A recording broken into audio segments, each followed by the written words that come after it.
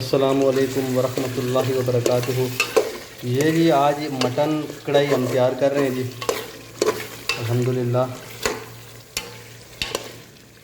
चौथी मटन कढ़ाई है, लेकिन बस हमने सोचा लोग गोश्त देख देख के सोचेंगे अभी बाहर फिर गोश्त दिखा रहा है, तो इसलिए हमने गोश्त नहीं दिखाया।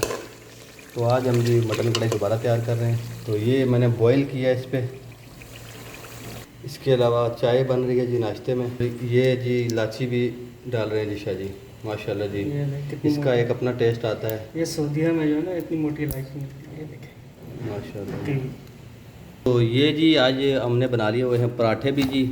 पराठा है ये, और पराठे के साथ सूखी रोटियां हैं। जो सूखी खाएगा वो सूखी खाएगा, जो पराठा खाएगा वो पराठा खाएगा।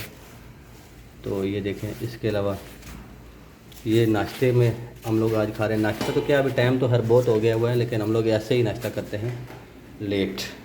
तो गोश्त जो है तकरीबन जी रेडी है।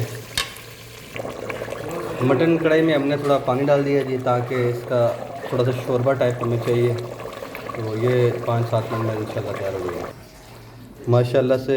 ये हमारा जी मटन कढ़ाई सब तैयार हो गई है जी। ये जी माशाल्लाह जी।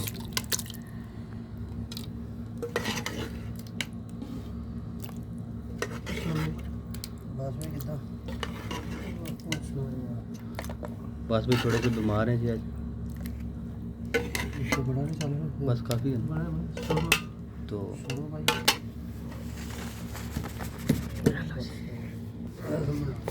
माशाल्लाह जी पराठे भी आ गए, बस चाय भी। चलो जी शुरू करो जी। अरे यार हमें इसका एक दफ़ा बस टेस्ट बता दो कैसे।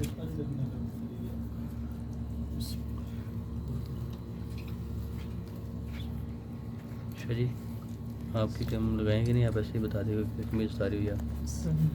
जी जी सही बन गया जी,